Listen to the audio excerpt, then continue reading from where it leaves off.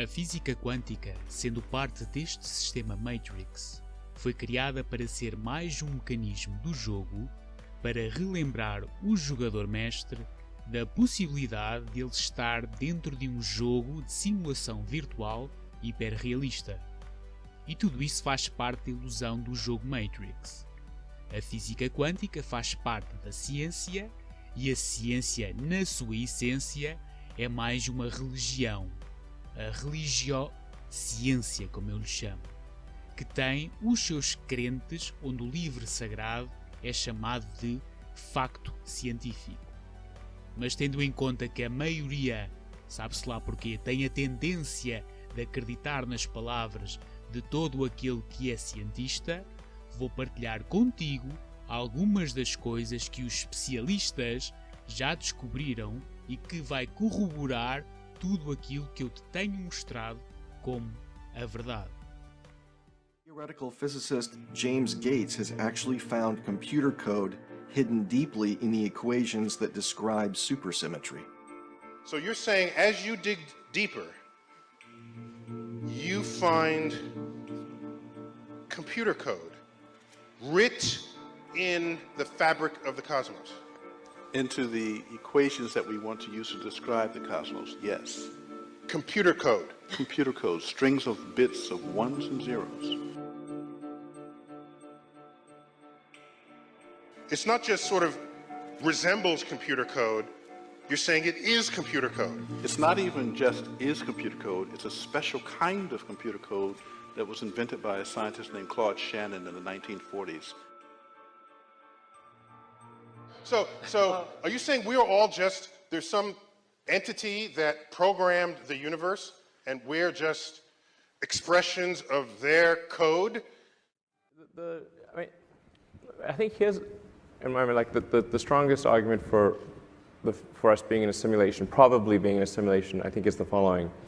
That 40 years ago, we had Pong, like two rectangles and a dot. That was what games were. Now, 40 years later, we have photorealistic 3D simulations with millions of people playing simultaneously, and it's getting better every year. And soon we'll have virtual reality, we'll have augmented reality. If you assume any rate of improvement at all, then the games will become indistinguishable from reality. Just indistinguishable. Even if that rate of advancement drops by 1,000 from what it is right now, then you just say, okay, well, let's imagine it's 10,000 years in the future, which is nothing in the evolutionary scale. So given that we're clearly on a trajectory to have games that are indistinguishable from reality, and those games could be played on any set-top box or on a PC or whatever, and there would probably be, billions of such, computers or set-top boxes, it would seem to follow that the odds that we're in base reality is 1 in billions. So tell me what's wrong with that argument. Is the answer yes? The argument is probably. I mean, I just like. Is there a flaw in that argument? I mean, someone. I'm not sure what the error. No. The argument makes sense. So the assumption then is that somebody beat us to it, and this is a game. No. There's a 1 in billions chance that this is base reality. Oh, okay. What do you think? Well, I think it's 1 in billions. Okay. Yeah, I mean, that seems to be like clearly what it suggests. Right. And actually, I mean, arguably, we should hope that that's true, because otherwise, if civilization stops advancing, then that may be due to some calamitous event that erases civilization. So maybe we should be hopeful that this is a simulation, because otherwise... Because they could reboot it. Well, otherwise, either we're going to create simulations that are indistinguishable from reality, or civilization will cease to exist. Those are the two options. All virtual realities share these same characteristics. So let me use an example, the World of Warcraft. That's a rather old example, but most of you will be familiar with that. World of Warcraft is a virtual reality and a multiplayer game. One of the characters that you can play one of the avatars, because characters in a virtual reality are called avatars. One of the avatars you can play is an elf. Now, we have a couple of facts about virtual reality. One is that the computer that computes the virtual reality, that computes the World of Warcraft, cannot exist inside the World of Warcraft game. Okay, the computer has to be outside that World of Warcraft reality frame. In other words, the frame where the elf lives can't contain the computer that computes the elf. Okay, that's easy. Now, the elf is just a computation. It just looks like an elf. It's a picture of an elf that moves and does actions. But all of the actions it does are animated by a player. Without a player, the elf doesn't do anything except stand still and wobble a little bit. The player is the elf's consciousness. So just the same as the computer, we can surmise that the consciousness must always be outside of the virtual reality, just like the computer. So the elf is only an avatar, a computed picture. It can't be conscious. Computed pictures aren't conscious. So its consciousness has to be outside of the virtual reality, not created inside of the virtual reality. So now we have two interesting facts about virtual realities. If you are in a virtual reality, then the computer that computes that virtual reality has to be in another reality frame, or you might say in another dimension of reality. It can't be in your virtual reality universe. And the consciousness must also be in the same reality frame as the computer, because the player and the computer are constantly sharing information with each other. They have to be in the same reality frame. Another way of saying this is that if this is a virtual reality, our consciousness and the computer that's creating this virtual reality have to be non-physical to this virtual reality. Non-physical to us being the avatar, this body. Okay? So that is a rather large statement, that our bodies are avatars, our minds are consciousness, and that our consciousness and the computer computing this virtual reality is non-physical to us. So that's virtual reality in a thumbnail sketch. The first thing I want to tell you about the subatomic world is it's totally a fantasy created by mad physicists trying to figure out what the heck is going on when they do these little experiments. By little experiments, I mean big energy in little spaces and little pieces of time. It gets pretty nutty at that realm of things, and so subatomic physics was invented to try to figure that all out. We need a new science down there. It's called quantum physics, and it is subject to a whole range of debatable hypotheses, thoughts, feelings, intuitions as to what the heck is really going on. So, what they taught us in school isn't really the way it is, and that our senses are playing tricks on us. You just gotta wonder, what is this reality that we find ourselves in? Quantum physics says it's all just waves of information. Do I believe that? I hope so. And here we are, the granddaddy of all quantum weirdness, the infamous double slit experiment. To understand this experiment, we first need to see how particles, or little balls of matter, act. If we randomly shoot a small object, say a marble, at the screen, we see a pattern on the back wall where they went through the slit and hit.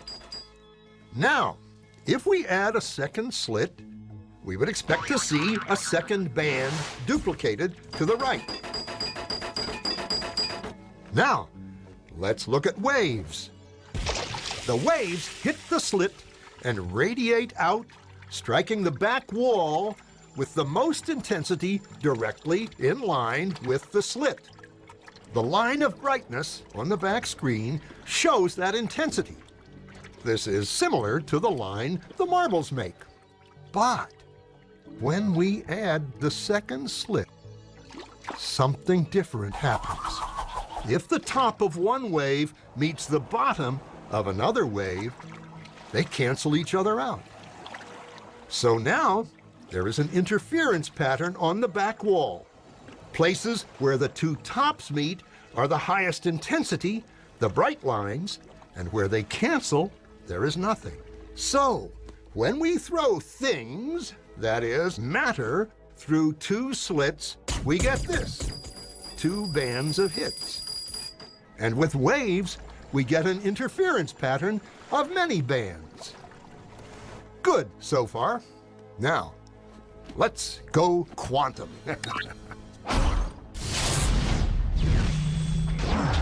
An electron is a tiny, tiny bit of matter, like a tiny marble. Let's fire a stream through one slit. It behaves just like the marble, a single band. So, if we shoot these tiny bits through two slits, we should get, like the marbles, two bands. What? An interference pattern. We fired electrons, tiny bits of matter through. But we get a pattern like waves, not like little marbles. How? How could pieces of matter create an interference pattern like a wave? It doesn't make sense. But physicists are clever.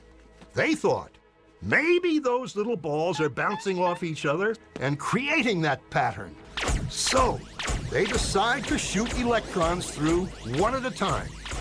There is no way they could interfere with each other. But after an hour of this, the same interference pattern is seen to emerge. The conclusion is inescapable. The single electron leaves as a particle, becomes a wave of potentials, goes through both slits, and interferes with itself to hit the wall like a particle. But mathematically, it's even stranger. It goes through both slits, and it goes through neither. And it goes through just one, and it goes through just the other. All of these possibilities are in superposition with each other. But physicists were completely baffled by this. So they decided to peek and see which slit it actually goes through. They put a measuring device by one slit to see which one it went through and let it fly. But the quantum world is far more mysterious than they could have imagined. When they observed, the electron went back to behaving like a little marble. It produced a pattern of two bands, not an interference pattern of many. The very act of measuring or observing which slit it went through meant it only went through one, not both. The electron decided to act differently, as though it was aware it was being watched. And it was here that physicists stepped forever into the strange netherworld of quantum events. What is matter? Marbles or waves? And waves of what? And what does an observer have to do with any of this? The observer collapsed the wave function simply by observing. When you start to realize what your true nature is, there is no question, there is no answer anymore. And there's just sudden realization. Now you come back from the rabbit hole and you start to perform in this world of illusion and wonder and magic with that understanding that you're never going to die and you were never born. Choice by consciousness out of these possible events, the actual event of experience comes in. And so, for the first time, science encounters free will. Consciousness is free because there is no mathematical description of the subject. Only objects can be described mathematically, and only to the extent that there are possibilities. The question still remains paramount: who is the chooser? Are all realities existing simultaneously? Is there a possibility that all potentials exist side by side?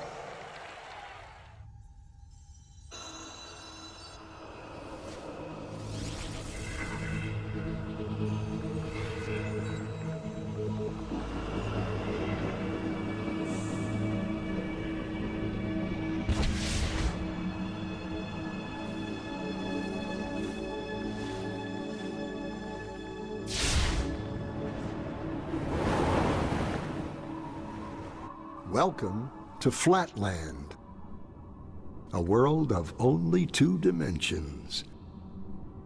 Only forwards and backwards, left and right. In this world, there is no up and no down. I said to Ray, "Where's Dottie?" He said, "Well, she's out in line." Where's that from? What the bleep is that thing? Huh? In this world, the 2-dimensional beings that live here have no concept of 3-dimensional objects. These 2-dimensional flatlanders have no understanding of cubes, spheres, tetrahedrons, or yours truly. From their 2D perspective, my 3D finger looks something like this. What the flat earth is that?